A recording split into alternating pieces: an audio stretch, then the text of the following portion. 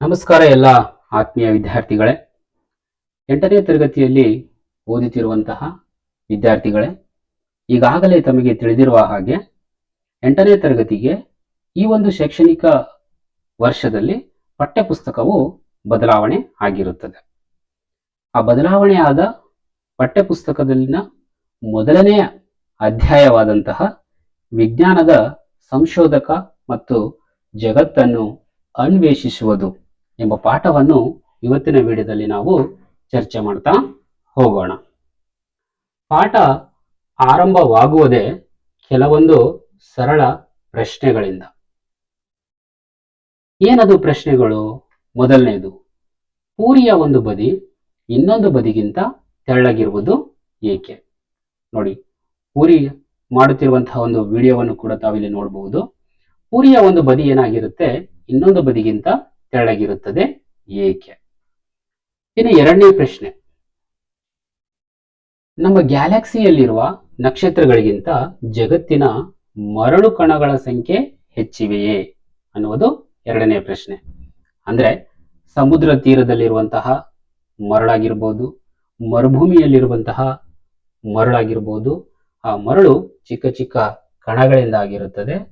ಆ ಕಣಗಳ ಸಂಖ್ಯೆ ಹೆಚ್ಚಿದೆಯೇ ಅಥವಾ ನಮ್ಮ ಗ್ಯಾಲಕ್ಸಿಯಲ್ಲಿರುವಂತಹ ಒಂದು ನಕ್ಷತ್ರಗಳ ಸಂಖ್ಯೆ ಹೆಚ್ಚಿದೆಯೇ ಎನ್ನುವಂಥದ್ದು ಎರಡನೆಯ ಪ್ರಶ್ನೆ. ಇನ್ನು ಮೂರನೇ ಪ್ರಶ್ನೆ, ಪ್ರಕೃತಿಯಲ್ಲಿ ಇಷ್ಟೊಂದು ವಿಶಾಲವಾದ ಸಸ್ಯ ಮತ್ತು ಪ್ರಾಣಿ ವೈವಿಧ್ಯತೆ ಏಕೆ ಸೃಷ್ಟಿಯಾಗಿದೆ? ನೋಡಿ, ನೀವು ನಮ್ಮ ಸುತ್ತಮುತ್ತ ಪರಿಸರವನ್ನು ಗಮನಿಸಿದಾಗ ಪರಿಸರದಲ್ಲಿ ಬಹಳ ವಿಭಿನ್ನವಾದಂತಹ ಜೀವಿಗಳು, ಸಸ್ಯಗಳು ಕಂಡುಬರುತ್ತವೆ. ಅಂದ್ರೆ ಏಕಕೋಶೀಯ ಜೀವಿಗಳು, ಬಹುಕೋಶೀಯ ಜೀವಿಗಳು, ಸಮುದ್ರವಾಸಿಗಳಾಗಿರ್ಬೋದು, ಕೀಟಗಳಾಗಿರ್ಬೋದು, ದೊಡ್ಡ ದೊಡ್ಡ ಗಾತ್ರದಲ್ಲಿರುವಂತಹ ಜೀವಿಗಳಾಗಿರ್ಬೋದು, ವಿಭಿನ್ನವಾಗಿರುವಂತಹ ಅನೇಕ ರೀತಿಯ ಸಸ್ಯ ಮತ್ತು ಪ್ರಾಣಿಗಳು ಕಂಡುಬರುತ್ತವೆ. ಇಷ್ಟೊಂದು ವಿಧ ವಿಧದ ಜೀವಿಗಳ ಸೃಷ್ಟಿ ಯಾಕೆ ಆಗಿದೆ? ನೋಡಿ, ಈ ರೀತಿಯ ಪ್ರಶ್ನೆಗಳಿಂದಲೇ ನಮ್ಮ ಮೊದಲನೆಯ ಪಾಠ ಆರಂಭ ಆಗ್ತಾ ಇದೆ. ಈ ಮೊದಲನೆಯ ಪಾಠದ ಉದ್ದೇಶವನ್ನು ನಾನು ನಿಮಗೆ ಹೇಳ್ತೀನಿ, ಚೆನ್ನಾಗಿ ಕೇಳಿ. ಮೊದಲನೆಯ ಪಾಠದ ಉದ್ದೇಶ ತಾವು ಈ ರೀತಿಯ ಪ್ರಶ್ನೆಗಳಿಗೆ ಉತ್ತರವನ್ನು ನೀಡುವುದು ಅಲ್ಲ, ಈ ರೀತಿಯ ಪ್ರಶ್ನೆಗಳನ್ನೇ ಕೇಳುವುದಾಗಿದೆ. ವಿದ್ಯಾರ್ಥಿಗಳು ಪ್ರಶ್ನೆಗಳನ್ನು ಕೇಳುವಂತಹ ಒಂದು ಹವ್ಯಾಸವನ್ನು ಬೆಳೆಸ್ಕೋಬೇಕು ಎನ್ನುವುದೇ ಈ ಮೊದಲನೆಯ ಪಾಠದ ಉದ್ದೇಶ ಆಗಿದೆ. ಈ ಪಾಠದಲ್ಲಿ ತಮಗೆ ಯಾವುದೇ ರೀತಿಯ ಪ್ರಶ್ನೋತ್ತರಗಳು, ಅಭ್ಯಾಸ ಪ್ರಶ್ನೆಗಳು, ಪಠ್ಯ ಪ್ರಶ್ನೆಗಳು ಇರುವುದಿಲ್ಲ. ಈ ಪಾಠದ ಉದ್ದೇಶನೇ ಏನಪ್ಪಾ ಅಂದ್ರೆ ಪ್ರಶ್ನೆಗಳನ್ನು ಬಯಸ್ತಾ ಇದೆ ಈ ಪಾಠ, ನಿಮಗೆ ಉತ್ತರಗಳನ್ನು ಬಯಸ್ತಾ ಇಲ್ಲ. ಯಾಕಂದ್ರೆ ವಿಜ್ಞಾನ ಆರಂಭವಾಗುವುದೇ ನಮ್ಮ ಸುತ್ತಲಿನ ಜಗತ್ತಿನ ಕುರಿತು ಕೇಳುವ ಸರಳವಾದ ಏಕೆ ಮತ್ತು ಹೇಗೆ ಎಂಬ ಪ್ರಶ್ನೆಗಳಿಂದಲೇ. ಹೌದು, ನಾವು ಪ್ರಶ್ನೆಗಳನ್ನು ಕೇಳುವಂತಹ ಸ್ವಭಾವವನ್ನು ಬೆಳೆಸ್ಕೋಬೇಕು. ನಮ್ಮ ಸುತ್ತಮುತ್ತಲು ನಡೆಯುತ್ತಿರುವಂತಹ ಸನ್ನಿವೇಶಗಳನ್ನು, ಘಟನೆಗಳನ್ನು, ಪರಿಸ್ಥಿತಿಗಳನ್ನು ಸರಿಯಾಗಿ ಅವಲೋಕಿಸಿ ಪ್ರಶ್ನೆಗಳನ್ನು ಕೇಳುವಂತಹ ಸ್ವಭಾವವನ್ನು ಬೆಳೆಸ್ಕೋಬೇಕಂತ ಹೇಳಿ ಈ ಒಂದು ಪಾಠದ ಆಶಯವಾಗಿದೆ. ಯಾಕಂದ್ರೆ ಪ್ರಶ್ನೆ ಕೇಳುವುದರಿಂದಲೇ ಅಲ್ಲಿ ವಿಜ್ಞಾನ ಆರಂಭವಾಗ್ತದ. ಹಾಗಾದ್ರೆ ವಿಜ್ಞಾನದ ವಿಕಸನೆ ಹೇಗಾಗುತ್ತದೆ, ಡೆವಲಪ್ಮೆಂಟ್ ಹೇಗಾಗುತ್ತದೆ? ನೋಡ್ರಿ, ಪ್ರತಿಯೊಂದು ಪ್ರಶ್ನೆಗೇನು ಉತ್ತರ ಸಿಗ್ತದಲ್ಲ, ಪ್ರತಿಯೊಂದು ಉತ್ತರವೂ ಕೂಡ ಹೊಸ ಪ್ರಶ್ನೆಗಳನ್ನು ಹುಟ್ಟಿಸುತ್ತದೆ ಮತ್ತು ಜ್ಞಾನ ವಿಕಸನಗೊಳ್ಳುತ್ತಲೇ ಇರುತ್ತದೆ. ನೋಡ್ರಿ, ಒಂದು ಪ್ರಶ್ನೆಗೆ ಉತ್ತರ ಸಿಕ್ಕಿದ ಕೂಡಲೇ ಅಲ್ಲಿಗೆ ನಿಲ್ಲೋದಿಲ್ರಿ ವಿಜ್ಞಾನದಲ್ಲಿ. ಆ ಉತ್ತರವು ಕೂಡ ಇನ್ನು ಅನೇಕ ಹೊಸ ಪ್ರಶ್ನೆಗಳಿಗೆ ಹುಟ್ಟಿಸುತ್ತದೆ. ಹಾಗಾಗಿ ಪ್ರಶ್ನೆ ಕೇಳಬೇಕು, ಉತ್ತರ ಪಡ್ಕೋಬೇಕು, ಆ ಉತ್ತರವು ಮತ್ತೆ ಪ್ರಶ್ನೆಗಳನ್ನು ಹುಟ್ಟಿಸುತ್ತದೆ. ಹೀಗೆ ವಿಜ್ಞಾನದ ವಿಕಸನ ಆಗ್ತದ, ಸೈನ್ಸ್ ಡೆವಲಪ್ಮೆಂಟ್ ಆಗ್ತದ. ಹಾಗಾಗಿ ಪ್ರಶ್ನೆ ಕೇಳುವಂತಹ ಸ್ವಭಾವವನ್ನು ಬೆಳೆಸ್ಕೋಬೇಕಂತ ಹೇಳಿ ಈ ಒಂದು ಪಾಠ ನಮಗೆ ಹೇಳುತ್ತದೆ. ಹೇಗೆ ವಿಜ್ಞಾನ ವಿಕಸನ ಆಗುತ್ತದೆ ಒಂದು ಪ್ರಶ್ನೆಯಿಂದಲೇ? ಅದಕ್ಕೊಂದು ಉದಾಹರಣೆ ನೋಡ್ರಿ. ಪರಮಾಣು ರಚನೆ ಪ್ರಕ್ರಿಯೆ. ವಿಜ್ಞಾನದ ಇತಿಹಾಸದಲ್ಲಿ ಒಂದು ಉತ್ತರದಿಂದ ಮತ್ತೊಂದು ಹೊಸ ಪ್ರಶ್ನೆ ಹುಟ್ಟುತ್ತಾ ಹೇಗೆ ಜ್ಞಾನ ವಿಕಸನಗೊಂಡಿತು ಎಂಬುದಕ್ಕೆ ಅತ್ಯುತ್ತಮ ಉದಾಹರಣೆಯಾಗಿದೆ. ಹೌದು, ಈಗ ಪರಮಾಣುವಿನ ಕುರಿತಾಗಿ ಪ್ರಶ್ನೆಗಳು. ಉದಾಹರಣೆಗೆ ನೋಡ್ರಿ, ಯಾವ ರೀತಿಯಲ್ಲಿ ವಿಜ್ಞಾನ ವಿಕಸನ ಆಗುತ್ತದೆ ಒಂದು ಪ್ರಶ್ನೆಯಿಂದ ಅನ್ನೋದಕ್ಕೆ ಇದನ್ನು ನಾವು ಉದಾಹರಣೆಯಾಗಿ ತಗೋಬಹುದು. ಹೇಗೆ? ಒಂದು ಪ್ರಶ್ನೆ ಮೂಡಿತು ಫಸ್ಟ್, ಈ ಪ್ರಪಂಚದಲ್ಲಿ ಅಥವಾ ಈ ವಿಶ್ವದಲ್ಲಿ ಎಲ್ಲಾ ವಸ್ತುಗಳು ಯಾವುದರಿಂದ ಆಗಿದೆ? ಇದು ಒಂದು ಪ್ರಶ್ನೆ. ಪ್ರಶ್ನೆ ಉತ್ತರ ಏನ್ರಿ? ಪರಮಾಣುಗಳು ಅಥವಾ ಕಣಗಳಿಂದ ಮಾಡಲ್ಪಟ್ಟಿದೆ ಎಲ್ಲಾ ವಸ್ತುಗಳು ಅನ್ನೋದು ಇದಕ್ಕೆ ಉತ್ತರ. ನೋಡ್ರಿ, ಈ ಉತ್ತರ ಇನ್ನು ಹೊಸ ಪ್ರಶ್ನೆಗಳನ್ನು ಹುಟ್ಟಿಸುತ್ತದೆ. ಹೇಗೆ? ಎಲ್ಲಾ ವಸ್ತುಗಳು ಪರಮಾಣುಗಳಿಂದ ಆದ್ರೆ ಪರಮಾಣು ಯಾವುದರಿಂದ ಆಗಿದೆ ಎಂಬ ಪ್ರಶ್ನೆ ಮತ್ತೆ ಹುಟ್ಟಿತು. ಆ ಪ್ರಶ್ನೆ ಹುಟ್ಟಿರುವುದರಿಂದಲೇ ನಮಗೆ ಮತ್ತೆ ಪರಮಾಣುವಿನ ಕುರಿತಾಗಿ ಇನ್ನೂ ಹೆಚ್ಚು ಸಂಶೋಧನೆ ಮಾಡುವುದಕ್ಕೆ ಪ್ರೇರೇಪಣೆ ಆಯಿತು. ಹಾಗಾಗಿ ನಾವು ಪ್ರೋಟಾನುಗಳನ್ನು, ನ್ಯೂಟ್ರಾನುಗಳನ್ನು, ಎಲೆಕ್ಟ್ರಾನುಗಳನ್ನು ಕಂಡುಹಿಡಿದಿದ್ವಿ. ಹೀಗೆ ವಿಕಾಸ ಆಯಿತು. ಒಂದು ಪ್ರಶ್ನೆಯಿಂದ ಸಿಗುವ ಉತ್ತರವು ಅನೇಕ ಪ್ರಶ್ನೆಗಳನ್ನು ಹುಟ್ಟಿಸಿ ವಿಜ್ಞಾನವನ್ನು ಡೆವಲಪ್ ಮಾಡುವಂತೆ ಮಾಡುತ್ತದೆ. ಹಾಗಾಗಿ ಪ್ರಶ್ನೆ ಕೇಳುವಂತಹ ಒಂದು ಸ್ವಭಾವ ತಾವು ಬೆಳೆಸ್ಕೋಬೇಕಿನ್ನು ಮುಂದೆ. ಇನ್ನು ಈ ವಿಜ್ಞಾನದ ಮುಖ್ಯ ಉದ್ದೇಶ ಏನು? ಹೇಗೆ ಕಲಿಯಬೇಕು ನೀವು ವಿಜ್ಞಾನವನ್ನು? ಯಾವ ಉದ್ದೇಶ ಇಟ್ಕೊಂಡು ನೀವು ವಿಜ್ಞಾನವನ್ನು ಕಲಿಬೇಕು? ನೋಡ್ರಿ, ಕೇವಲ ಮಾಹಿತಿಯನ್ನು ನೆನಪಿಟ್ಟುಕೊಳ್ಳುವುದಲ್ಲ, ಹೊಸ ತಥ್ಯಗಳನ್ನು ಹೇಗೆ ಕಂಡುಹಿಡಿಯಬೇಕು ಎಂಬುದನ್ನು ಕೂಡ ತಾವು ಕಲಿಬೇಕು. ನೋಡ್ರಿ, ಕೇವಲ ಏನೋ ಒಂದು ಪ್ರಶ್ನೆ ಕೇಳಿದ್ರಿ, ಯಾರೋ ಒಬ್ರು ಉತ್ತರ ಹೇಳಿದ್ರು, ಅಥವಾ ಎಲ್ಲಿಂದಲೂ ನಿಮಗೆ ಉತ್ತರ ಸಿಕ್ತು, ಆ ಉತ್ತರವನ್ನು ಕೇವಲ ಕಂಠಪಾಠ ಮಾಡಿದ್ರಿ, ಬಾಯ್ಪಾಠ ಮಾಡಿದ್ರಿ, ಅದನ್ನೇ ಬರ್ದಿರಿ, ಅಂಕಗಳು ಬಂದವು, ಅದು ವಿಜ್ಞಾನ ಅಲ್ಲ. ನೀವೇ ಹೊಸ ತಥ್ಯಗಳಂದ್ರೆ ಹೊಸ ಹೊಸ ವಿಷಯಗಳನ್ನು, ಫ್ಯಾಕ್ಟ್ಸ್ಗಳನ್ನು, ಸತ್ಯಾಂಶಗಳನ್ನು ನೀವೇ ಕಂಡುಹಿಡಿಯಬೇಕ್ರಿ ಅನ್ನುವುದೇ ಈ ಒಂದು ವಿಜ್ಞಾನ 8ನೇ ತರಗತಿ ವಿಜ್ಞಾನದ ಪಠ್ಯಪುಸ್ತಕದ ಆಶಯ ಆಗಿರುತ್ತದೆ. ಇನ್ನು ಯಾವುದೇ ಒಂದು ಹೊಸ ತಥ್ಯವನ್ನು, ಹೊಸ ವಿಷಯಗಳನ್ನು, ಹೊಸ ಸತ್ಯಾಂಶಗಳನ್ನು ನಾವು ಕಂಡುಹಿಡಿಯಬೇಕು ಅಂತಂದ್ರೆ ಕೆಲವೊಂದು ಹಂತಗಳನ್ನು ನಾವು ಅನುಸರಿಸಬೇಕಾಗುತ್ತದೆ. ಪ್ರಮುಖವಾಗಿ 4 ಹಂತಗಳು ಅವ. ಯಾವುದು? ಮೊದಲನೇದು ಪ್ರಶ್ನೆ ಕೇಳುವುದು, ಎರಡನೇದು ಎಚ್ಚರಿಕೆಯಿಂದ ಅವಲೋಕಿಸುವುದು, ಮೂರನೇದು ಪ್ರಯೋಗ ಮಾಡುವುದು, ಇನ್ನು ಕೊನೆಯದಾಗಿ 4ನೇದು ಫಲಿತಾಂಶವನ್ನು ಸ್ಪಷ್ಟವಾಗಿ ವಿವರಿಸುವುದು. ಈ 4 ಹಂತಗಳನ್ನು ನಾವು ಅನುಸರಿಸುವುದರ ಮೂಲಕ ಹೊಸ ತಥ್ಯಗಳನ್ನು ಕಂಡುಹಿಡಿಯಬಹುದು, ಸುಲಭವಾಗಿ ನೆನಪಿಟ್ಕೋಬಹುದು. ಒಂದು ಉದಾಹರಣೆಯ ಮೂಲಕ ಈಗ ನಾವು ಈ ಮೇಲಿನ 4 ವೈಜ್ಞಾನಿಕ ಹಂತಗಳನ್ನು ವಿವರಿಸುವಂತಹ ಪ್ರಯತ್ನ ಮಾಡೋಣ. ಮೊದಲನೇ ಹಂತ ಪ್ರಶ್ನೆ ಕೇಳುವುದು. ಇಲ್ಲಿ ಒಂದು ಪ್ರಶ್ನೆ ಇದೆ, ಏನು? ಇಡ್ಲಿ ಅಥವಾ ದೋಸೆ ಹಿಟ್ಟು, ರಾತ್ರಿ ರುಬ್ಬಿಟ್ಟ ಈ ಒಂದು ಇಡ್ಲಿ ಅಥವಾ ದೋಸೆ ಹಿಟ್ಟು ಬೆಳಗ್ಗೆ ಎದ್ದಾಗ ಏಕೆ ಉಬ್ಬಿರುತ್ತದೆ ಎನ್ನುವಂತಹ ಒಂದು ಪ್ರಶ್ನೆ ಮೊದಲು ಮೂಡಬೇಕು ನಿಮ್ಮ ಮನಸ್ಸಿನಲ್ಲಿ. ಆ ಒಂದು ಪ್ರಶ್ನೆ ಮೂಡಿದ ಮೇಲೆ ತಾವು ಎಚ್ಚರಿಕೆಯಿಂದ ಅವಲೋಕಿಸಬೇಕು. ಏನು? ಆ ಉಬ್ಬಿರುವಂತಹ ಹಿಟ್ಟನ್ನು ಎಚ್ಚರಿಕೆಯಿಂದ ಅವಲೋಕಿಸಿದಾಗ, ನೋಡಿ ಇಲ್ಲಿ 2 ಚಿತ್ರ ಇದೆ. ಒಂದು ಉಬ್ಬಿರುವಂತಹ ಹಿಟ್ಟಿನ ಚಿತ್ರ, ಇನ್ನೊಂದು ಈಗ ಹೊಸದಾಗಿ ಕಲಿಸಿದ ಹಿಟ್ಟಿನ ಚಿತ್ರ ಇದೆ. ಅದಕ್ಕೂ ಇದಕ್ಕೂ ನೋಡ್ರಿ ಬಹಳಷ್ಟು ವ್ಯತ್ಯಾಸ ಇದೆ. ಈಗಾಗಲೇ ಉಬ್ಬಿರುವಂತಹ ಒಂದು ಹಿಟ್ಟು ನೋಡ್ರಿ, ಸಣ್ಣ ಸಣ್ಣ ಗುಳ್ಳೆಗಳು ಅದರ ಮೇಲೆ ಕಾಣಿಸ್ತಾ ಇದೆ, ಮತ್ತು ಒಂದು ಸ್ವಲ್ಪ ಅದು ಹುಳಿ ವಾಸನೆ ಕೂಡ ಬರ್ತಾ ಇರ್ತದೆ. ಈ ರೀತಿಯಲ್ಲಿ ನಾವು ಅವಲೋಕಿಸ್ಬೇಕು, ಬರೀ ನೋಡಬಾರ್ದು. ವಿಜ್ಞಾನದಲ್ಲಿ ನೋಡುವುದು ಇಂಪಾರ್ಟೆಂಟ್ ಅಲ್ಲ, ಅವಲೋಕನೆ ಮಾಡುವುದು ಇಂಪಾರ್ಟೆಂಟ್. ಅವಲೋಕನೆ ಮಾಡಿದ ಮೇಲೆ 3ನೇ ಹಂತ ಏನು? ಪ್ರಯೋಗ ಮಾಡುವುದು. ಈಗ ನಾವೇನ್ ಮಾಡಬೇಕು? 2 ಪಾತ್ರೆಗಳನ್ನು ತಗೋಬೇಕು. ಒಂದು ಪಾತ್ರೆ ಎ ಮತ್ತು ಪಾತ್ರೆ ಬಿ ಅಂತೇಳಿ. ಪಾತ್ರೆ ಎ ಒಳಗೆ ಒಂದು ರುಬ್ಬಿರುವಂತಹ ಹಿಟ್ಟನ್ನು ತುಂಬಿ ಫ್ರಿಡ್ಜ್ ನಲ್ಲಿ ಇಡಬೇಕು. ಪಾತ್ರೆ ಬಿ ಒಳಗಡೆಗೆ ಕೂಡ ರುಬ್ಬಿರುವಂತಹ ಹಿಟ್ಟನ್ನು ತೆಗೆದುಕೊಂಡು ಸಾಮಾನ್ಯ ತಾಪದಲ್ಲಿ ಅಡಿಗೆ ಮನೆಯಲ್ಲಿ ಒಂದು ಕಡೆ ಇಡಬೇಕು. ಒಂದು ಸ್ವಲ್ಪ ಸಮಯದ ನಂತರ, ಅಂದ್ರೆ ಬೆಳಗ್ಗೆ ಎದ್ದ ತಕ್ಷಣ ಅಥವಾ 5-6 ಗಂಟೆಗಳ ನಂತರ ಆ ಒಂದು ಪಾತ್ರೆ ಎ ಮತ್ತು ಪಾತ್ರೆ ಬಿ ಅನ್ನು ತಾವು ಗಮನಿಸಿದಾಗ, ಪಾತ್ರೆ ಎ ಅಂದ್ರೆ ಫ್ರಿಡ್ಜ್ ನಲ್ಲಿ ಇಟ್ಟಿರುವಂತಹ ಹಿಟ್ಟು ಉಬ್ಬಿರುವುದಿಲ್ಲ. ಆದ್ರೆ ಪಾತ್ರೆ ಬಿ ಅಂದ್ರೆ ಹೊರಗಡೆ ಸಾಮಾನ್ಯ ತಾಪದಲ್ಲಿ ಇಟ್ಟಿರುವಂತಹ ಒಂದು ಹಿಟ್ಟು ಉಬ್ಬಿರುತ್ತದೆ. ಇದು ನೀವು ಮಾಡಿರುವಂತಹ ಪ್ರಯೋಗ. ಈ ಪ್ರಯೋಗದ ಆಧಾರದ ಮೇಲೆ ನಾವು ಫಲಿತಾಂಶವನ್ನು ವಿವರಿಸಬಹುದ್ರಿ. ಏನು? ಪಾತ್ರೆ ಎ ಒಳಗೆ ಇಟ್ಟಿರುವಂತಹ ಹಿಟ್ಟು ಯಾಕೆ ಉಬ್ಬಲಿಲ್ಲ ಅಂತಂದ್ರೆ ಅದನ್ನು ನಾವು ಫ್ರಿಜ್ಜಲ್ಲಿ ಇಟ್ಟಿದ್ವಿ, ಅಲ್ಲಿ ತಂಪಾದ ವಾತಾವರಣ ಇತ್ತು. ಆ ವಾತಾವರಣದಲ್ಲಿ ಹುದುಗುವಿಕೆ ಕ್ರಿಯೆ ನಡೆಯಲಿಲ್ಲ. ಆದರೆ ಹೊರಗಡೆ ಇಟ್ಟಿರುವಂತಹ ಪಾತ್ರೆ ಬಿ ಯಲ್ಲಿರುವಂತಹ ಹಿಟ್ಟು ಹುದುಗುವಿಕೆ ಕ್ರಿಯೆಗೆ ಒಳಗಾಗಿ ಅನಿಲವನ್ನು ಬಿಡುಗಡೆ ಮಾಡಿದೆ. ಅಂದ್ರೆ ಕಾರ್ಬನ್ ಡೈಆಕ್ಸೈಡ್ ಅನಿಲವನ್ನು ಬಿಡುಗಡೆ ಮಾಡಿದೆ. ಹಾಗಾಗಿ ಅದು ಹಿಟ್ಟು ಉಬ್ಬಿದೆ. ಈ ರೀತಿಯಲ್ಲಿ ತಾವೇ ಪ್ರಯೋಗಗಳನ್ನು ಮಾಡಿ ಫಲಿತಾಂಶಗಳನ್ನು ವಿವರಿಸಿ ಏನು ಹೊಸ ತಥ್ಯಗಳನ್ನು ಕಂಡುಹಿಡಿತೀರಲ್ಲ, ಅದು ನಿಮಗೆ ಚೆನ್ನಾಗಿ ಅರ್ಥ ಆಗುತ್ತದೆ. ಇದನ್ನೇ ನಾವು 8ನೇ ತರಗತಿಯಲ್ಲಿ ಮಾಡಬೇಕಾಗಿದೆ. ನೀವೇ ಸ್ವತಃ ಪ್ರಯೋಗಗಳನ್ನು ಮಾಡಿಕೊಂಡು ಹೊಸ ಹೊಸ ವಿಷಯಗಳನ್ನು ಕಲಿಯಬೇಕಾಗಿದೆ. ಇನ್ನು ಪಾಠದಲ್ಲಿ ಮುಂದುವರಿತಾ ಈ ಒಂದು ಪಠ್ಯಪುಸ್ತಕದಲ್ಲಿ 2 ವಿಶೇಷವಾದಂತಹ ಸಂಕೇತಗಳನ್ನು ತಮಗೆ ನೀಡಿದ್ದಾರೆ. ಒಂದೇನು ಬೇರಿನ ಚಿತ್ರ ಇದೆ. ಎಲ್ಲಿದೆ ಪಠ್ಯಪುಸ್ತಕದಲ್ಲಿ? ಇದು ಎಡಪುಟದ ಕೆಳಭಾಗದಲ್ಲಿ ಈ ತರ ಬೇರಿನ ಚಿತ್ರ ಇದೆ. ಹೌದಾ?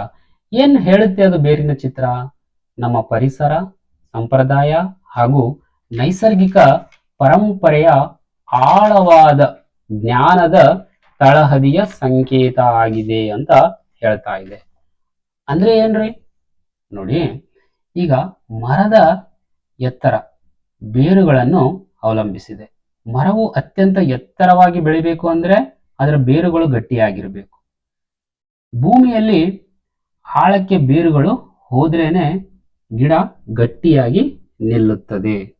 ಅದೇ ರೀತಿಯಲ್ಲಿ ನಾವು ವಿಜ್ಞಾನವನ್ನು ಕಲಿಯುವಾಗ ನಮ್ಮ ಸುತ್ತಲಿನ ಪರಿಸರ, ನಮ್ಮ ಸಂಪ್ರದಾಯ, ನಮ್ಮ ನಿಸರ್ಗದ ಬಗ್ಗೆ ನಮಗೆ ಆಳವಾದ ಜ್ಞಾನ ಇರಬೇಕು ಅಂತ ಈ ಬೇರು ನಮಗೆ ಪ್ರತಿನಿಧಿಸ್ತದ್ರಿ. ಅದೇ ರೀತಿಯಲ್ಲಿ ಗಾಳಿಪಟ ಚಿತ್ರ ಇದೆ ಬಲಪುಟದ ಮೇಲ್ಗಡೆ. ಇದೇನ್ ಹೇಳುತ್ತೆ?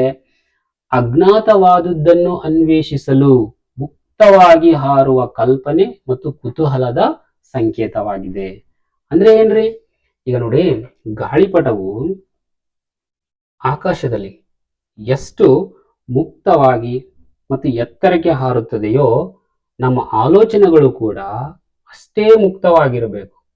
ನಮಗೆ ಗೊತ್ತಿಲ್ಲದ ವಿಷಯಗಳನ್ನು ತಿಳಿದುಕೊಳ್ಳಲು ಕುತೂಹಲವಿರಬೇಕು ಎಂಬುದನ್ನು ಈ ಗಾಳಿಪಟ ನಮಗೆ ಪ್ರತಿನಿಧಿಸ್ತದ, ಅದರ ಸಂಕೇತವಾಗಿದೆ ಅಂತ ಅರ್ಥ.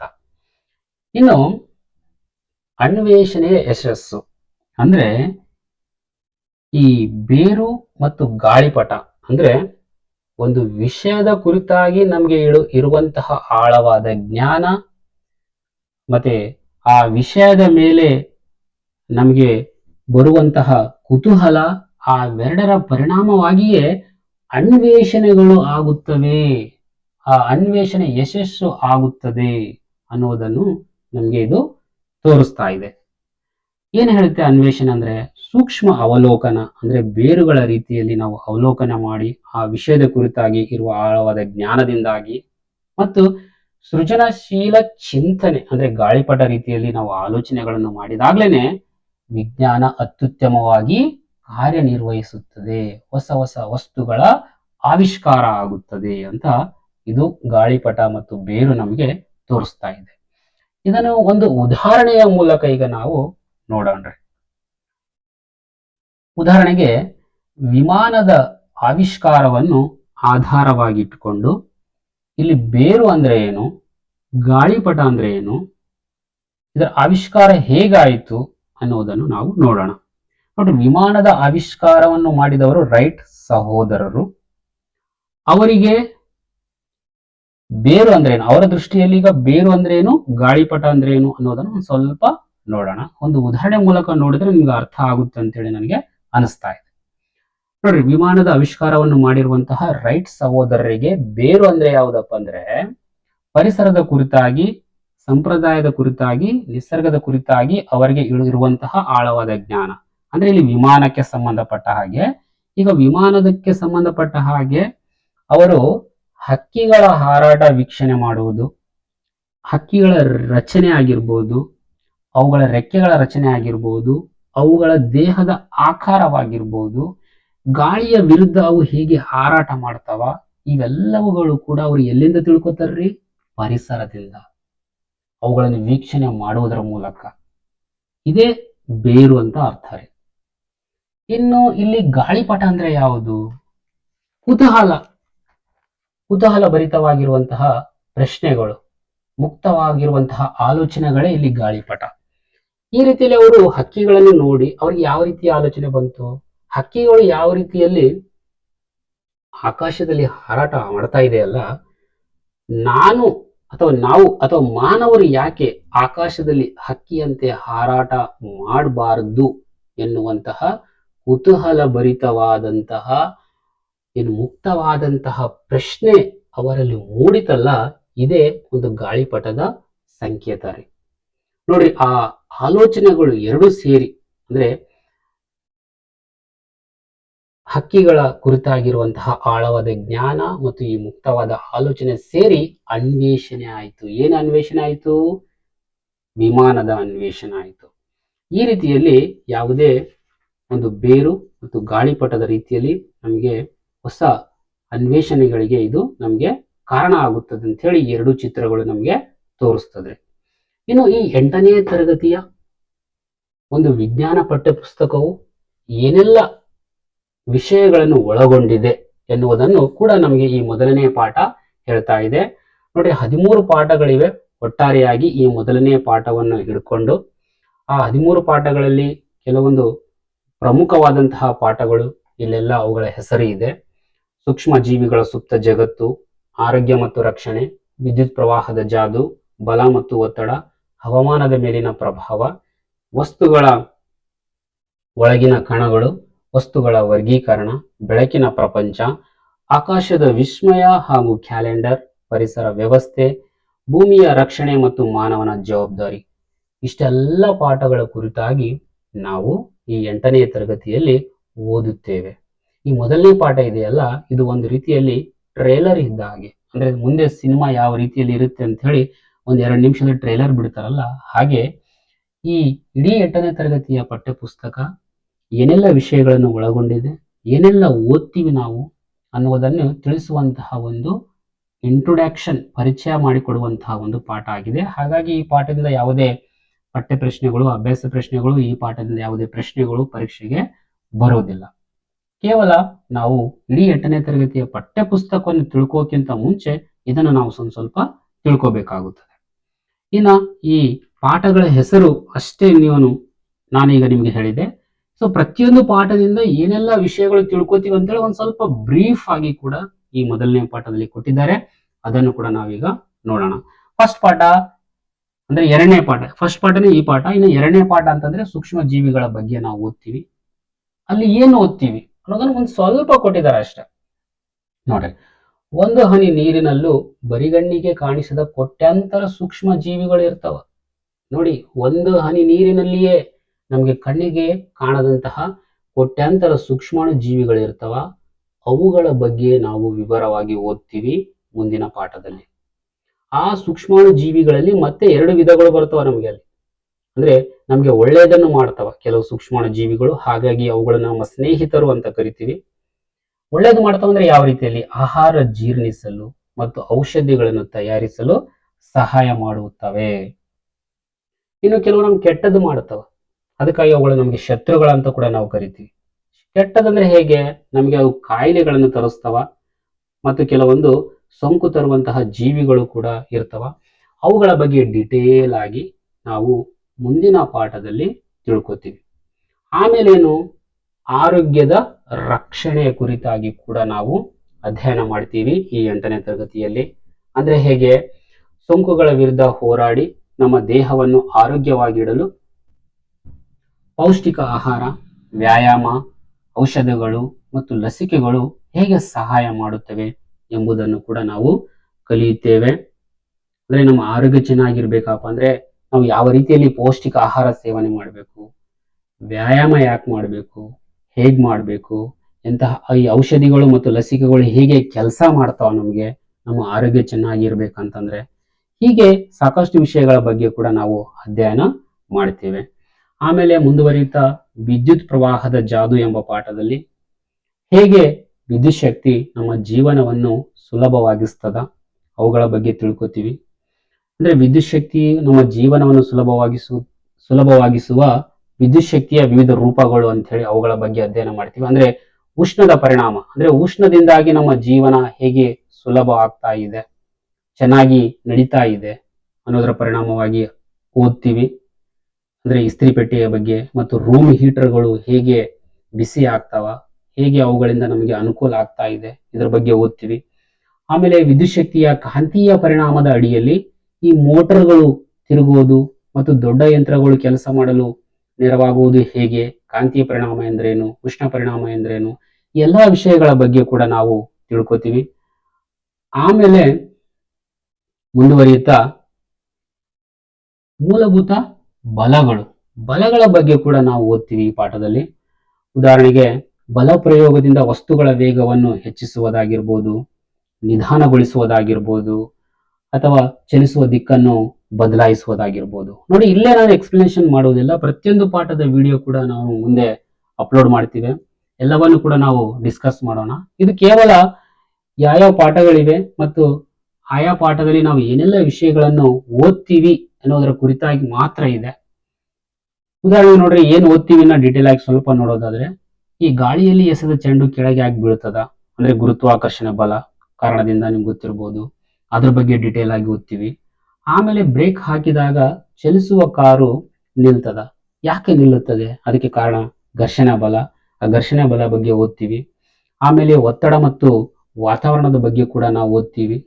ಅಂದ್ರೆ ಒತ್ತಡ ಗಾಳಿಯು ಹೇಗೆ ಚಲಿಸುತ್ತದೆ ಎಂಬುದನ್ನು ನಿರ್ಧರಿಸುತ್ತದೆ. ಒತ್ತಡದಿಂದಾಗ್ಲೇನೆ ಗಾಳಿಯು ಚಲಿಸ್ತಾ ಇರ್ತದ. ಒತ್ತಡದಲ್ಲಿ ಉಂಟಾಗುವ ಸಣ್ಣ ವ್ಯತ್ಯಾಸ ಗಾಳಿಗೆ ಕಾರಣವಾಗುತ್ತದೆ. ದೊಡ್ಡ ಮಟ್ಟದ ಒತ್ತಡದ ವ್ಯತ್ಯಾಸಗಳು ಬಿರುಗಾಳಿಗೆ ಮತ್ತು ಚಂಡಮಾರುತಗಳನ್ನು ಸೃಷ್ಟಿಸ್ತವ. ಈ ತರ ಬಿರುಗಾಳಿ, ಚಂಡಮಾರುತಗಳು ಬರೋದಕ್ಕೆ ಕಾರಣ ಏನು, ಒತ್ತಡ ಅಂದ್ರೇನು, ವಾತಾವರಣ ಅಂದ್ರೇನು, ಎಲ್ಲವನ್ನು ಕೂಡ ನಾವು ಮುಂದಿನ ತರಗತಿಗಳಲ್ಲಿ, ಮುಂದಿನ ಪಾಠಗಳಲ್ಲಿ ಡಿಸ್ಕಸ್ ಮಾಡ್ತೀವಿ. ಅದರ ಜೊತೆಯಲ್ಲಿ ದ್ರವ್ಯದ ಬಗ್ಗೆ ಓದ್ತೀವಿ, ದ್ರವ್ಯದ ಕಣಗಳ ಬಗ್ಗೆ ಓದ್ತೀವಿ. ಸೊ ನಮ್ಮ ಸುತ್ತಲಿನ ಪ್ರತಿಯೊಂದು ವಸ್ತು ಸಣ್ಣ ಕಣಗಳಿಂದ ಮಾಡಲ್ಪಟ್ಟಿದೆ, ಅವುಗಳ ಬಗ್ಗೆ ಓದ್ತೀವಿ. ಇನ್ನು ಈ ಒಂದು ಕಣಗಳ ಆಧಾರದ ಮೇಲೆ ದ್ರವ್ಯವನ್ನು ನಾವು ಘನ ವಸ್ತುಗಳು, ದ್ರವ ವಸ್ತುಗಳು ಮತ್ತು ಅನಿಲ ವಸ್ತುಗಳು ಅಂತ ಹೇಳಿ ವಿಂಗಡಣೆ ಮಾಡ್ತೀವಿ. ಈ ಘನ ವಸ್ತುವಿನ ಒಳಗಡೆ ಕಣಗಳು ತುಂಬಾ ಹತ್ತಿರವಿರ್ತಾವ, ಅವು ಹೆಚ್ಚು ಚಲಿಸಲು ಸಾಧ್ಯವಿಲ್ಲ. ಈ ದ್ರವ ಮತ್ತು ಅನಿಲಗಳಲ್ಲಿ ಕಣಗಳು ಮುಕ್ತವಾಗಿ ಚಲಿಸ್ತಾ ಇರ್ತಾವ. ಮತ್ತೆ ಇದರ ಬಗ್ಗೆ ಇನ್ನೂ ಹೆಚ್ಚಿನ ವಿಷಯಗಳನ್ನು ಕೂಡ ಆ ಪಾಠದಲ್ಲಿ ನಾವು ತಿಳ್ಕೊತೀವಿ. ನೋಡ್ರಿ, ಘನದಲ್ಲಿ, ದ್ರವದಲ್ಲಿ, ಅನಿಲದಲ್ಲಿ ಕಣಗಳು ಯಾವ ರೀತಿಯಲ್ಲಿ ಜೋಡಣೆ ಆಗಿದೆ ನೋಡ್ರಿ, ಇಲ್ಲಿ ಸಣ್ಣ ಚಿತ್ರ ಕೂಡ ತಾವು ನೋಡಬಹುದು. ಇದರ ಬಗ್ಗೆ ಕೂಡ ನಾವು ತಿಳ್ಕೊತೀವಿ. ಆಮೇಲೆ ಧಾತುಗಳು, ಸಂಯುಕ್ತಗಳು, ಮಿಶ್ರಣಗಳ ಬಗ್ಗೆ ಕೂಡ ನಾವು ಓದ್ತೀವಿ. ಧಾತು ಅಂತಂದ್ರೆ ನಿಮ್ಗೆ ಗೊತ್ತಿರಬಹುದು, ಅತ್ಯಂತ ಶುದ್ಧ ವಸ್ತು ಅಂತ ಹೇಳಿ ಕರಿತೀವಿ. ಅದ್ರ ಬಗ್ಗೆ ಧಾತುಗಳಂದ್ರೆ ಯಾವ್ಯಾವು, ಅಷ್ಟು ಧಾತುಗಳಿವೆ, ಧಾತುಗಳ ಸಂಕೇತಗಳು, ಆಮೇಲೆ ಸಂಯುಕ್ತಗಳು, ಅವುಗಳ ಅನುಸೂತ್ರಗಳು, ಆಮೇಲೆ ಮಿಶ್ರಣಗಳು, ಇವುಗಳ ಬಗ್ಗೆ ಡೀಟೇಲ್ ಆಗಿ ನಾವು ಓದುತ್ತೇವೆ. ಸಂಯುಕ್ತಗಳಂದ್ರೆ ನೋಡ್ರಿ, 2 ಅಥವಾ ಹೆಚ್ಚು ಧಾತುಗಳು ಒಟ್ಟಿಗೆ ಸೇರಿ ರಾಸಾಯನಿಕವಾಗಿ ಬಂಧಿಸಲ್ಪಟ್ಟಿರುವಂತಹ ವಸ್ತುಗಳಿಗೆ ನಾವು ಸಂಯುಕ್ತಗಳು ಅಂತ ಹೇಳಿ ಕರಿತೀವಿ. ಈಗ ನೀರು ಒಂದು ಸಂಯುಕ್ತ, ನೀರು ಮಾತ್ರನೇ ಸಂಯುಕ್ತನ, ಇನ್ನೂ ಹಲವಾರು ರೀತಿಯ ಸಂಯುಕ್ತಗಳು ಇರ್ತಾವ. ಅವುಗಳ ಅನುಸೂತ್ರಗಳು, ಯಾವ್ಯಾವ ಧಾತುಗಳು ಸೇರ್ಕೊಂಡು ಸಂಯುಕ್ತಗಳಾಗಿವೆ, ಎಲ್ಲವನ್ನು ನಾವು ಆಯಾ ಪಾಠಗಳು ಬಂದಾಗ ಡಿಟೇಲ್ ಆಗಿ ನಾವು ಸ್ಟಡಿ ಮಾಡ್ತೀವಿ. ಅಷ್ಟೇ ಅಲ್ಲ, ಮಿಶ್ರಣಗಳ ಬಗ್ಗೆ ಕೂಡ ನಾವು ತಿಳ್ಕೊತೀವಿ. ಭೌತಿಕವಾಗಿ ಬೇರ್ಪಡಿಸಬಹುದಾದ ವಿವಿಧ ವಸ್ತುಗಳ ಸಂಯೋಜನೆ. ಮಿಶ್ರಣಗಳಲ್ಲಿ ಮತ್ತೆ ಸಮರೂಪ ಮಿಶ್ರಣ, ಅಸಮರೂಪ ಮಿಶ್ರಣ ಅಂತೇಳಿ ಬರ್ತಾ ಇರ್ತಾವ. ಕೆಲವೊಂದು ಮಿಶ್ರಣಗಳನ್ನು ನಾವು ಭೌತಿಕವಾಗಿ ಬೇರ್ಪಡಿಸಬಹುದು, ಕೆಲವೊಂದು ಮಿಶ್ರಣಗಳನ್ನು ನಮಗೆ ಬೇರ್ಪಡಿಸಲು ಸಾಧ್ಯ ಕೂಡ ಆಗುವುದಿಲ್ಲ. ಇಂತಹ ಹಲವಾರು ವಿಷಯಗಳ ಬಗ್ಗೆ ನಾವು ಚರ್ಚೆ ಮಾಡ್ತೀವಿ. ಅಷ್ಟೇ ಅಲ್ಲ, ನಾವು ಬೆಳಕಿನ ಜಗತ್ತಿಗೆ ಕೂಡ ಹೋಗ್ತೀವಿ, ಅಲ್ಲಿ ಕೂಡ ನಾವು ಸಾಕಷ್ಟು ವಿಷಯಗಳ ಬಗ್ಗೆ ಚರ್ಚೆ ಮಾಡ್ತೀವಿ. ಉದಾಹರಣೆಗೆ ಬೆಳಕಿನ ಪ್ರತಿಫಲನ. ನೋಡ್ರಿ, ಬೆಳಕು ಒಂದು ಮೇಲ್ಮೈ ಮೇಲೆ ಬಿದ್ದಾಗ ಯಾವ ರೀತಿಯಲ್ಲಿ ಪ್ರತಿಫಲನ ಆಗ್ತಾ ಇದೆ, ಇದಕ್ಕೆ ಕಾರಣಗಳೇನು, ಅಲ್ಲಿ ಯಾವೆಲ್ಲ ನಿಯಮಗಳು ಬರ್ತಾವ, ಎಲ್ಲವನ್ನೂ ತಿಳ್ಕೊತೀವಿ. ನೋಡ್ರಿ, ಬೆಳಕಿನ ಕಿರಣಗಳು ಸಮತಲ ಮತ್ತು ವಕ್ರ ದರ್ಪಣಗಳ ಮೇಲೆ ಬಿದ್ದಾಗ ಹೇಗೆ ಪ್ರತಿಫಲನಗೊಳ್ಳುತ್ತದೆ ಎಂದು ತಿಳ್ಕೊತೀವಿ. ಆಮೇಲೆ ಬೆಳಕಿನ ಪ್ರತಿಫಲನ ಅನ್ನುವಂಥದ್ದು ಕೇವಲ ಕನ್ನಡಿ ಮಾತ್ರವಲ್ಲ, ಒರಟಾದ ಮೇಲ್ಮೈಗಳು ಬೆಳಕನ್ನು ಪ್ರತಿಫಲಿಸುತ್ತವೆ. ಅದೇ ರೀತಿಯಲ್ಲಿ ಚಂದ್ರನಿಗೆ ಕೂಡ ಸ್ವತಃ ಬೆಳಕಿಲ್ಲ, ಅದು ಸೂರ್ಯನ ಬೆಳಕನ್ನು ಪ್ರತಿಫಲಿಸುವುದರಿಂದಲೇ ಅದು ನಮಗೆ ಕಾಣಿಸ್ತಾನೆ. ಹೌದಿಲ್ಲ? ಎಲ್ಲಾ ವಿಷಯಗಳ ಬಗ್ಗೆ ನಾವು ಡಿಟೇಲ್ ಆಗಿ ಮುಂದಿನ ಪಾಠಗಳಲ್ಲಿ ತಿಳ್ಕೊತೀವಿ. ಅದೇ ರೀತಿಯಲ್ಲಿ ಈ ವಕ್ರೀಭವನದ ಬಗ್ಗೆ ಕೂಡ ನಾವು ಓದ್ತೀವಿ. ನೋಡ್ರಿ, ಕೆಳಗಡೆ ಚಂದ್ರನಿಗೆ ನೋಡ್ರಿ ಯಾವುದೇ ರೀತಿಯಲ್ಲಿ ಬೆಳಕಿಲ್ಲ, ಸ್ವಂತ ಬೆಳಕಿಲ್ಲ. ಅದು ಸೂರ್ಯನ ಬೆಳಕನ್ನು ಪ್ರತಿಫಲನ ಮಾಡಿ ಆ ಪ್ರತಿಫಲನಗೊಂಡ ಬೆಳಕು ಭೂಮಿಗೆ ತಲುಪ್ತಾ ಇದೆ. ಹಾಗಾಗಿ ಅದು ನಮಗೆ ಚಂದ್ರ ಕಾಣಿಸ್ತಾ ಇದ್ದಾನೆ. ಬೆಳಕಿನ ಪ್ರತಿಫಲನ ಕೇವಲ ಒರಟಾದ ಮೇಲ್ಮೈಗಳ ಮೇಲೆ ಕೂಡ ಆಗ್ತಾ ಇರ್ತದೆ, ಜೊತೆಯಲ್ಲಿ ಅತ್ಯಂತ ಸಮತಳವಾದ ಮತ್ತು ವಕ್ರ ದರ್ಪಣಗಳ ಮೂಲಕ ಕೂಡ ಪ್ರತಿಫಲನ ಆಗ್ತಾ ಇರ್ತದ. ಆಮೇಲೆ ವಕ್ರೀಭವನದ ಬಗ್ಗೆ ಕೂಡ ನಾವು ಓದ್ತೀವ್ರಿ. ಬೆಳಕು ಏನಾಗ್ತಾ ಇರ್ತದ್ರಿ, ಮೊಸರುಗಳ ಮೂಲಕ ಹಾದು ಹೋಗುವಾಗ ಅದು ಹೇಗೆ ಬಾಗ್ತಾ ಇದೆ ನೋಡ್ರಿ. ಬಾಗ್ತಾ ಇದೆ, ನೇರವಾಗಿ ಹೋಗ್ಬೇಕಾಗಿತ್ತು ಇಲ್ಲಿ ಬೆಳಕಿನ ಕಿರಣ, ಆದ್ರೆ ಸ್ವಲ್ಪ ಬಾಗ್ತಾ ಇದೆ. ಯಾಕೆ ಬಾಗ್ತಾ ಇದೆ, ಅಲ್ಲಿ ಬರುವಂತಹ ನಿಯಮಗಳೇನು, ಎಲ್ಲವನ್ನು ಕೂಡ ನಾವು ಈ ಬೆಳಕು ಪಾಠದಲ್ಲಿ ತಿಳ್ಕೊತೀವಿ. ಅದೇ ರೀತಿಯಲ್ಲಿ ಚಂದ್ರನ ಹಂತಗಳು, ಕ್ಯಾಲೆಂಡರ್ನ ಇತಿಹಾಸದ ಬಗ್ಗೆ ಕೂಡ ನಾವು ಓದ್ತೀವಿ. ಅಂದ್ರೆ ಏನು, ಭೂಮಿ, ಚಂದ್ರ ಮತ್ತು ಸೂರ್ಯನ ಸ್ಥಾನಗಳು ಬದಲಾಗುವುದರಿಂದ ಪ್ರತಿ ರಾತ್ರಿ ಚಂದ್ರನ ಬೇರೆ ಬೇರೆ ಭಾಗ ನಮಗೆ ಕಾಣಿಸ್ತಾ ಇರ್ತದೆ ನೋಡ್ರಿ. ಈ ರೀತಿಯಲ್ಲಿ ಭೂಮಿಯ ಸುತ್ತ ಚಂದ್ರ ತಿರುಗುತ್ತಾ ಇರ್ತಾನ್ರಿ. ಈ ಭೂಮಿ, ಸೂರ್ಯ, ಚಂದ್ರ ಇವುಗಳ ಸ್ಥಾನಗಳು ಬದಲಾಗ್ತಾ ಇರ್ತವೆ. ಹಾಗಾಗಿ ನಮಗೆ ಈ ಒಂದು ಚಂದ್ರ ಬೇರೆ ಬೇರೆ ಭಾಗ ನಮಗೆ ಕಾಣಿಸ್ತಾ ಇರ್ತದೆ. ಇದನ್ನೇ ನಾವು ಚಂದ್ರನ ಕಲೆಗಳು ಅಥವಾ ಹಂತಗಳು ಅಂತೇವೆ. ಇದರ ಬಗ್ಗೆ ಡೀಟೇಲ್ ಆಗಿ ನಾವಿನ್ನ ಓದ್ತೀವಿ. ಅದೇ ರೀತಿಯಲ್ಲಿ ಈ ಸೂರ್ಯೋದಯ, ಸೂರ್ಯಾಸ್ತ ಮತ್ತು ಚಂದ್ರನ ಬದಲಾವಣೆಗಳನ್ನು, ಹಂತಗಳನ್ನು ಸೂಕ್ಷ್ಮವಾಗಿ ಗಮನಿಸಿಯೇ ಮಾನವರು ಏನ್ ಮಾಡಿದಾರಪ್ಪ ಅಂದ್ರೆ ಪಂಚಾಂಗ ಅಥವಾ ಕ್ಯಾಲೆಂಡರ್ಗಳನ್ನು ತಯಾರಿಸಿದ್ದಾರೆ. ಅದರ ಬಗ್ಗೆ ಕೂಡ ನಾವು ಇನ್ನ ಡೀಟೇಲ್ ಆಗಿ ಮುಂದಿನ ಪಾಠಗಳಲ್ಲಿ ಓದುತ್ತೇವೆ.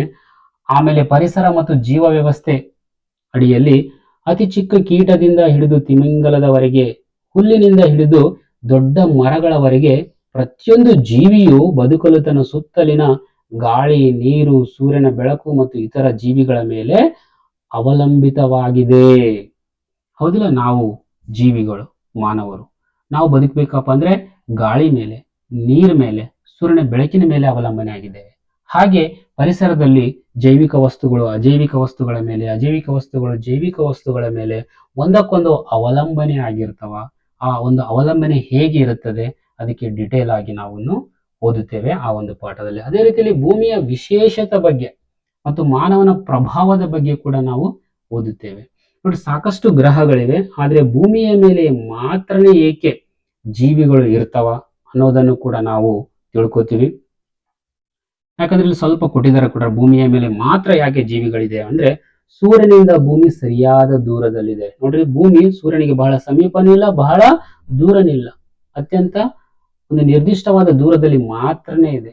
ಇಲ್ಲಿ ನೀರು ದ್ರವ ರೂಪದಲ್ಲಿದೆ, ಉಸಿರಾಡಲು ಆಮ್ಲಜನಕವಿದೆ ಮತ್ತು ಹಾನಿಕಾರಕ ಕಿರಣಗಳಿಂದ ನಮ್ಮನ್ನು ರಕ್ಷಿಸುವ ಓಜೋನ್ ಪದರವಿದೆ. ಈ ಎಲ್ಲಾ ಕಾರಣಗಳಿಂದಾಗ್ಲೇ ಭೂಮಿಯ ಮೇಲೆ ಜೀವಿಗಳು ಇವೆ. ಹೌದಾ? ಈ ಎಲ್ಲಾ ವಿಷಯಗಳನ್ನು ನಾವು ತಿಳ್ಕೊತೀವಿ. ಅದೇ ರೀತಿಯಲ್ಲಿ ಮಾನವನ ಚಟುವಟಿಕೆಗಳಿಂದಾಗಿ ಅಪಾಯ ಯಾರಿಗೆ? ಭೂಮಿಗೆ. ಪ್ರಸ್ತುತ ಮಾನವನ ತಪ್ಪು ಚಟುವಟಿಕೆಗಳಿಂದ ಭೂಮಿಯ ತಾಪಮಾನ ಏನಾಗ್ತಾ ಇದೆ? ಬದಲಾಗ್ತಾ ಇದೆ. ಭೂಮಿಯ ತಾಪಮಾನ ಪ್ರತಿ ವರ್ಷ ಹೆಚ್ಚಾಗ್ತಾ ಇದೆ. ಇದು ಹವಾಮಾನದ ಮಾದರಿಯನ್ನು ಕೆಡಿಸಿ ಅಪಾಯಕಾರಿ ಪರಿಣಾಮಗಳನ್ನು ಉಂಟು ಮಾಡಬಹುದು. ಓಕೆ, ಈ ರೀತಿಯಲ್ಲಿ ಭೂಮಿಗೆ ಇರುವಂತಹ ಹಲವು ಸಮಸ್ಯೆಗಳ ಕುರಿತಾಗಿ ಕೂಡ ನಾವು ಚರ್ಚೆ ಮಾಡ್ತೀವಿ. ಕೇವಲ ಸಮಸ್ಯೆಗಳ ಕುರಿತಾಗಿ ಚರ್ಚೆ ಮಾಡುವುದಿಲ್ಲ, ಪರಿಹಾರದ ಕುರಿತು ಕೂಡ ನಾವು ಚರ್ಚೆ ಮಾಡ್ತೀವಿ. ಅದಕ್ಕಾಗಿಯೇ ನಾವು ವಿಜ್ಞಾನವನ್ನು ಓದಬೇಕು. ಕೇವಲ ನಮ್ಮ ತಪ್ಪುಗಳನ್ನು ಅಷ್ಟೇ ಓದುವುದಲ್ಲ, ನಮ್ಮ ತಪ್ಪುಗಳನ್ನು ಅರ್ಥ ಮಾಡಿಕೊಳ್ಳಲು ಮತ್ತು ನಮ್ಮ ಮುಂದಿನ ದಾರಿಗೆ ಸರಿಯಾದ ಮಾರ್ಗದರ್ಶನವನ್ನು ಪಡೆಯಲು ನಾವು ವಿಜ್ಞಾನವನ್ನು ಬಳಸಲೇಬೇಕು. ಅಂದ್ರೆ ಈ ಪರಿಸರಕ್ಕೆ ಇರುವಂತಹ ಸಮಸ್ಯೆಗಳು, ಭೂಮಿಗೆ ಇರುವಂತಹ ಸಮಸ್ಯೆಗಳನ್ನು ಎಲ್ಲವನ್ನು ನಾವು ಅಧ್ಯಯನ ಮಾಡಿ ಅದಕ್ಕೆ ಪರಿಹಾರವನ್ನು ಕೂಡ ಕಂಡುಹಿಡಿಯುವಂತಹ ಪ್ರಯತ್ನ ಕೂಡ ನಾವು ಮಾಡಬೇಕು. ಅದಕ್ಕಾಗಿಯೇ ನಾವು ವಿಜ್ಞಾನವನ್ನು ಓದಬೇಕು. ವಿಜ್ಞಾನದ ಮುಖ್ಯ ಉದ್ದೇಶ ಕೂಡ ಅದೇ ಇದೆ ಅಂತ ಹೇಳಿ ಈ ನಮಗೆ ಮೊದಲನೇ ಪಾಠ ಹೇಳ್ಕೊಡ್ತಾ ಇದೆ. ಕಲಿಕೆಯ ಅಂತಿಮ ಸಂದೇಶ: ವಿದ್ಯಾರ್ಥಿಗಳು ತಮ್ಮ ಕುತೂಹಲವನ್ನು ದಾರಿದೀಪವಾಗಿ ಇಟ್ಟುಕೊಂಡು ಈ ಕಠಿಣ ಸಮಸ್ಯೆಗಳಿಗೆ ಅಂದ್ರೆ ಭೂಮಿಗೆ, ಜೀವಿಗಳಿಗೆ, ಪರಿಸರಕ್ಕೆ ಇರುವಂತಹ ಸಮಸ್ಯೆಗಳಿಗೆ ಹೊಸ ಪರಿಹಾರಗಳನ್ನು ಹುಡುಕುವ ಯುವ ಸಂಶೋಧಕರಾಗಬೇಕು, ಯುವ ವಿಜ್ಞಾನಿಗಳಾಗಬೇಕು ಅನ್ನೋ ಒಂದು ಆಸೆಯನ್ನು ಈ ಮೊದಲನೇ ಪಾಠ ಅಥವಾ ವಿಜ್ಞಾನ ಈ 8ನೇ ತರಗತಿಯ ಪಠ್ಯ ಪುಸ್ತಕವನ್ನು ಹೊಂದಿರುತ್ತದೆ. ಇನ್ನು ನೀವು ವಿಜ್ಞಾನಿಗಳು ಹೇಗೆ ಆಗಬೇಕು, ವಿಜ್ಞಾನಿಗಳ ರೀತಿಯಲ್ಲಿ ನೀವು ಹೇಗೆ ಆಲೋಚನೆ ಮಾಡಬೇಕು, ಅದಕ್ಕೆ ಕೆಲವೊಂದು ಕ್ರಮಗಳನ್ನು ನೀವು ಕೈಗೊಳ್ಳಬೇಕಾಗುತ್ತದೆ.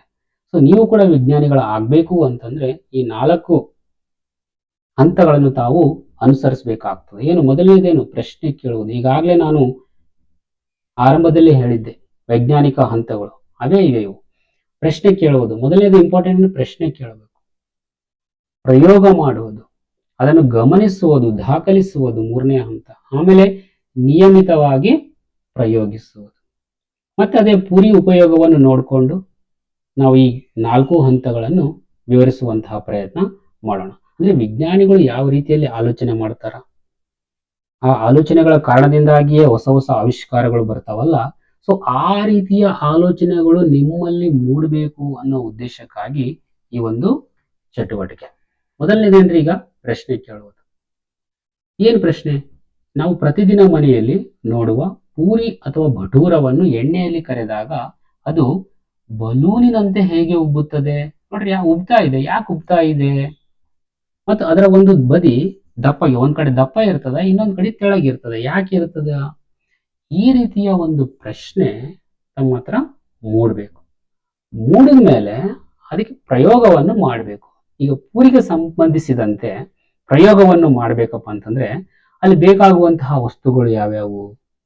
ಹಿಟ್ಟು. ಆ ಹಿಟ್ಟು ಇರ್ತಲ್ಲ, ಆ ಹಿಟ್ಟನ್ನು ಬದಲಾವಣೆ ಮಾಡಿ ನೋಡ್ಬೇಕ್ರಿ. ಅಂದ್ರೆ ಗೋಧಿ ಹಿಟ್ಟು ಅಥವಾ ಮೈದಾ ಹಿಟ್ಟು. ಒಂದ್ಸಲ ಗೋಧಿ ಹಿಟ್ಟು ಬಳಸಿ ನೋಡ್ಬೇಕು, ಇನ್ನೊಂದ್ಸಲ ಮೈದಾ ಹಿಟ್ಟು ಬಳಸಿ ನೋಡ್ಬೇಕು. ಯಾವ ಹಿಟ್ಟನ್ನು ಬಳಸಿದಾಗ ಪೂರಿ ಹೆಚ್ಚು ಉಬ್ಬುತ್ತದೆ, ಈ ತರ ಪ್ರಯೋಗಗಳು ಮಾಡುವುದು. ಅಥವಾ ಲಟ್ಟಿಸುವ ವಿಧಾನವನ್ನು ಕೂಡ ನಾವು ಬದಲಾವಣೆ ಮಾಡಿ ನೋಡಬಹುದು. ಅಂದ್ರೆ ಪೂರಿಯನ್ನು ಹಿಂಗ ಉಜ್ಜುವುದು, ಲಟ್ಟಿಸುವುದು. ಹಿಟ್ಟನ್ನು ತುಂಬಾ ದಪ್ಪಗೆ ಅಥವಾ ತೆಳ್ಳಗೆ ಲಟ್ಟಿಸಿದ್ರೆ ಏನಾಗುತ್ತದೆ? ಅಂದ್ರೆ ನೀವು ಹಿಟ್ಟನ್ನು ಲಟ್ಟಿಸುವಾಗ್ಲೇನೆ ದಪ್ಪ ದಪ್ಪ ಮಾಡಿದ್ರಿ ಅಥವಾ ತೆಳ್ಳಗ ಮಾಡಿದಾಗ ಯಾವ ರೀತಿಯಲ್ಲಿ ಪೂರಿ ಉಬ್ಬುತ್ತದೆ ಅದನ್ನು ಕೂಡ ಮಾಡಿ ನೋಡ್ಬೇಕು. ಇನ್ನು ಎಣ್ಣೆಯ ತಾಪಮಾನ, ಅಂದ್ರೆ ಎಣ್ಣೆಯನ್ನು ತುಂಬಾ ಬಿಸಿ ಮಾಡಿ ಪೂರಿಯನ್ನು ಹಾಕಿ ನೋಡ್ಬೇಕು, ಅಥವಾ ಸ್ವಲ್ಪ ಕಡಿಮೆ ಬಿಸಿ ಮಾಡಿ ಪೂರಿಯನ್ನು ಹಾಕಿ ನೋಡ್ಬೇಕು. ಎಣ್ಣೆ ಬಿಸಿ ಹೆಚ್ಚು ಕಡಿಮೆ ಆಗುವುದರಿಂದ ಅದು ಪೂರಿಯ ಉಬ್ಬುವಿಕೆಯ ಮೇಲೆ ಏನಾದರೂ ಪರಿಣಾಮ ಬೀರ್ತಾ ಇದೆಯಾ? ಈ ರೀತಿಯಲ್ಲಿ ಪ್ರಯೋಗಗಳನ್ನು ಮಾಡ್ತಾ ಇರಬೇಕು. ಮತ್ತೆ ಎಣ್ಣೆಗೆ ಹಾಕುವ ವಿಧಾನ ಕೂಡ, ಪೂರಿಯನ್ನು ನೀವು ಎಣ್ಣೆಗೆ ಹೇಗ್ ಬಿಡ್ತಾ ಇದ್ರಿ? ನೇರವಾಗಿ ಡೈರೆಕ್ಟ್ ಆಗಿ ಮಧ್ಯದಲ್ಲಿ ಬಿಡ್ತಾ ಇದ್ದೀರಾ, ಓರೆಯಾಗಿ ಬಿಡ್ತಾ ಇದ್ದೀರಾ? ಆ ಬಿಡುವ ಒಂದು ವಿಧಾನವನ್ನು ಕೂಡ ಬದಲಾವಣೆಗಳು, ಇವೆಲ್ಲವನ್ನು ಪ್ರಯೋಗ ಮಾಡುವಾಗ ಇಷ್ಟೆಲ್ಲವುಗಳು ಕೂಡ ಬದಲಾವಣೆ ಮಾಡಬೇಕು. ಪ್ರತಿ ಸಲ ಬದಲಾವಣೆ ಮಾಡಿ ಪ್ರಯೋಗವನ್ನು ಮಾಡುವಾಗ ಏನ್ ಮಾಡ್ಬೇಕ್ರಿ? ಗಮನಿಸಬೇಕು ಮತ್ತು ದಾಖಲಿಸಬೇಕು. ಸುಮ್ಮನೆ ಪ್ರಯೋಗವನ್ನು ಮಾಡ್ತಾ ಹೋಗುವುದಲ್ಲ. ನೀವು ಏನು ಬದಲಾವಣೆ ಮಾಡಿದಾಗ ಅಲ್ಲಿ ಏನು ನಮ್ಗೆ ಫಲಿತಾಂಶ ಬಂತು? ಪೂರಿ ಉಬ್ಬಿತೇ ಇಲ್ವೇ? ಗೋಧಿ ಹಿಟ್ಟು ತಗೊಂಡೋದ್ ಬಿಟ್ಟು ನಾವು ಮೈದಾ ಹಿಟ್ಟು ತಗೊಂಡಾಗ ಪೂರಿ ಉಬ್ಬಿತೇ ಇಲ್ವೇ? ಹೌದಾ ಇಲ್ಲ ಅಂತ ನಾವು ದಾಖಲೆ ಮಾಡ್ಬೇಕು. ಗಮನಿಸಿ, ಎಣ್ಣೆ ಬಿಸಿ ಇದ್ದಾಗ ಏನಾಯ್ತು, ನಾವು ಪೂರಿಯನ್ನು ದಪ್ಪ ಮಾಡಿದಾಗ ಏನಾಯ್ತು, ತೆಳಗ್ ಮಾಡಿದಾಗ ಏನಾಯ್ತು, ಪೂರಿಯನ್ನು ಓರೆಯಾಗಿ ಬಿಟ್ಟಾಗ ಏನಾಯ್ತು, ಎಲ್ಲವನ್ನು ಬದಲಾವಣೆ ಮಾಡಿ ಮಾಡಿ ಪ್ರಯೋಗವನ್ನು ಮಾಡುವಾಗ ಪ್ರತಿಯೊಂದನ್ನು ಬದಲಾವಣೆ ಮಾಡಿ ಮಾಡ್ತಾ ಇರುವಂತಹ ಸಂದರ್ಭದಲ್ಲಿ ಪ್ರತಿಯೊಂದನ್ನು ಕೂಡ ದಾಖಲಿಸಬೇಕು. ಪೂರಿ ಪೂರ್ತಿಯಾಗಿ ಉಬ್ಬಲು ಎಷ್ಟು ಸಮಯ ತೆಗೆದುಕೊಂಡಿತು ನೋಡ್ರಿ. ಟೈಮ್ ಕೂಡ ಇಂಪಾರ್ಟೆಂಟ್. ಬರೀ ಉಬ್ಬಿತಾ ಇಲ್ಲ ಅಷ್ಟೇ ಇಂಪಾರ್ಟೆಂಟ್ ಅಲ್ಲ. ನಾವು ಯಾವ ಹಿಟ್ಟನ್ನು ತೆಗೆದುಕೊಂಡಾಗ ಎಂತಹ ಸಂದರ್ಭದಲ್ಲಿ ಪೂರಿ ಉಬ್ಬಿತು, ಬೇಗ ಯಾವಾಗ ಉಬ್ಬಿತು ಮತ್ತು ನಿಧಾನವಾಗಿ ಯಾವಾಗ ಉಬ್ಬಿತು, ದಪ್ಪ ಯಾವಾಗಾಯ್ತು, ತೆಳ್ಳಗೆ ಯಾವಾಗಾಯ್ತು, ಎಲ್ಲವನ್ನು ಕೂಡ ನಾವು ದಾಖಲಿಸಬೇಕಾಗುತ್ತದೆ. ಅಷ್ಟೇ ಅಲ್ಲ, ಎಣ್ಣೆಯ ವಾಸನೆ ಹೇಗಿದೆ, ಅದರಿಂದ ಹೊಗೆ ಬರುತ್ತಿದೆಯೇ? ಏನು ಗೋಧಿ ಹಿಟ್ಟು ತಗೊಂಡಾಗ ಎಣ್ಣೆಯ ವಾಸನೆ ಚೇಂಜ್ ಆಯ್ತಾ, ಹೊಗೆ ಬರ್ತಾ ಇತ್ತಾ? ಮೈದಾ ಹಿಟ್ಟು ತಗೊಂಡಾಗ ಎಣ್ಣೆ ವಾಸನೆ ಬರ್ತಾ ಇತ್ತಾ, ಹೊಗೆ ಬರ್ತಾ ಇತ್ತಾ? ಅಥವಾ ಎಣ್ಣೆಯನ್ನು ಬಿಸಿ ಮಾಡಿದಾಗ ಸ್ಮೆಲ್ ಬರ್ತಾ ಇತ್ತಾ, ಕಡಿಮೆ ಬಿಸಿ ಇದ್ದಾಗ ಹೊಗೆ ಬರ್ತಾ ಇತ್ತಾ? ಪ್ರತಿಯೊಂದನ್ನು ಕೂಡ ದಾಖಲಿಸಬೇಕು. ಮತ್ತೆ ಪ್ರಯೋಗಗಳನ್ನು ಹಾಗೆ ಕಂಟಿನ್ಯೂ ಆಗಿ ಮಾಡ್ತಾ ಇರಬೇಕು. ಎಲ್ಲವನ್ನು ಬದಲಾವಣೆ ಮಾಡಿ ಪ್ರಯೋಗ ಮಾಡಿದ್ಮೇಲೆ ಮತ್ತೇನ್ ಮಾಡಬೇಕು, ಒಂದೇ ಒಂದು ಅಂಶವನ್ನು ಮಾತ್ರ ಬದಲಾಯಿಸಿ ಉಳಿದವ ಎಲ್ಲವುಗಳನ್ನು ಹಾಗೆ ಇಟ್ಟು ಕೂಡ ಪ್ರಯೋಗ ಮಾಡಬೇಕು. ಉದಾಹರಣೆಗೆ ಪ್ರಯೋಗ ಮಾಡುವಾಗ ಎಲ್ಲಾ ಪರಿಸ್ಥಿತಿಗಳನ್ನು ಒಂದೇ ತರ ಇಟ್ಟು, ಅಂದ್ರೆ ಹಿಟ್ಟು ಒಂದೇ ತರ ಇರಬೇಕು, ಗೋಧಿ ಹಿಟ್ಟೆ ಇರಬೇಕು, ಎಲ್ಲವನ್ನು ಸೇಮ್ ಇಟ್ಟು ಒಂದೇ ಒಂದು ಅಂಶವನ್ನು ಮಾತ್ರ ಬದಲಾಯಿಸಿ ನೋಡ್ಬೇಕು. ಅಂದ್ರೆ ಉದಾಹರಣೆಗೆ ನೋಡ್ರಿ, ಇಲ್ಲಿ ಎಣ್ಣೆಯ ಬಿಸಿ ಮತ್ತು ಹಿಟ್ಟು ಎಲ್ಲವನ್ನ ಒಂದೇ ತರ ಇಟ್ಟು ಕೇವಲ ಪೂರಿಯ ದಪ್ಪವನ್ನು ಮಾತ್ರ ಬದಲಾಯಿಸಿ ನೋಡ್ಬೇಕು. ಅಂದ್ರೆ ಎಣ್ಣೆ ಬಿಸಿ ಸೇಮ್ ಇರಬೇಕು, ಹಿಟ್ಟು ಯಾವಾಗ ಗೋಧಿ ಹಿಟ್ಟೆ ಇರಬೇಕು, ಅದನ್ನು ಬಿಡುವ ಸ್ಟೈಲ್ ಕೂಡ ಒಂದೇ ರೀತಿಯಲ್ಲಿ ಇರಬೇಕು. ಕೇವಲ ಏನ್ ಚೇಂಜ್ ಮಾಡ್ಬೇಕು, ಇಲ್ಲಿ ಪೂರಿಯ ದಪ್ಪ ಒಂದ್ಸಲ ನೀವು ಅದನ್ನು ದಪ್ಪ ಲಟ್ಟಿಸಿ ಒಂದ್ಸಲ ತೆಳ್ಳಗ ಲಟ್ಟಿಸಿ ನೋಡ್ಬೇಕು. ಎಲ್ಲವನ್ನು ಉಳಿದವೆಲ್ಲವನ್ನು ಸೇಮ್ ಇಟ್ಟು ನೋಡ್ಬೇಕು. ಆಮೇಲೆ ಎಣ್ಣೆಯ ಬಿಸಿಯನ್ನು ಮಾತ್ರ ಚೇಂಜ್ ಮಾಡಿ ಒಂದ್ಸಲ ನೋಡ್ಬೇಕು, ಅಥವಾ ಹಿಟ್ಟು ಚೇಂಜ್ ಮಾಡಿ ಎಲ್ಲವನ್ನು ಸೇಮ್ ಇಟ್ಟು ನೋಡ್ಬೇಕು. ಈ ರೀತಿಯಲ್ಲಿ ಪ್ರಯೋಗಗಳನ್ನು ನಿಯಮಿತವಾಗಿ ನಾವು ಮಾಡ್ತಾನೆ ಇರಬೇಕು, ಪ್ರತಿಯೊಂದು ದಾಖಲಿಸ್ತಾನೆ ಇರಬೇಕು. ಆಮೇಲೆ ಎಲ್ಲಾ ಫಲಿತಾಂಶವನ್ನು ನೀವು ಸೂಕ್ಷ್ಮವಾಗಿ ಗಮನಿಸಿದ್ರೆ ನಿಮ್ಗೆ ಲಾಸ್ಟಿಗೆ ಫಲಿತಾಂಶವನ್ನು ವಿಶ್ಲೇಷಣೆ ಮಾಡಿ ನೋಡಿದಾಗ ನಿಮ್ಗೆ ಗೊತ್ತಾಗುತ್ತದೆ ಯಾವಾಗ ಪೂರಿ ಉಬ್ತದ, ಎಷ್ಟು ಸಮಯದಲ್ಲಿ ಉಬ್ತದ, ಎಲ್ಲಾ ಪ್ರಶ್ನೆಗಳಿಗೆ ತಮಗೆ ಉತ್ತರ ಸಿಗ್ತದ. ಪರಿಸರದಲ್ಲಿ ಇವತ್ತು ದೊಡ್ಡ ದೊಡ್ಡ ಏನು ಆವಿಷ್ಕಾರಗಳಾಗಿದ್ದೇವೆ ಅಲ್ಲ, ಅವೆಲ್ಲ ಆವಿಷ್ಕಾರಗಳು ಕೂಡ ಈ ರೀತಿಯಲ್ಲಿಯೇ ಪ್ರಯೋಗಗಳನ್ನು ಮಾಡುವುದರ ಮೂಲಕನೇ ದೊಡ್ಡ ದೊಡ್ಡ ಆವಿಷ್ಕಾರಗಳಾಗಿವೆ. ಇಲ್ಲಿಗೆ ಈ ಪಾಠ ಮುಗಿಯುತ್ತದೆ. ಇದೊಂದು ಕೇವಲ ಇಂಟ್ರೊಡಕ್ಷನ್ ಆಗಿತ್ತು 8ನೇ ತರಗತಿಯ. ಮುಂದಿನ ಪಾಠವನ್ನು ನಾವು ಮುಂದಿನ ವಿಡಿಯೋದಲ್ಲಿ ಮತ್ತೆ ಚರ್ಚೆ ಮಾಡೋಣ. ಧನ್ಯವಾದಗಳು.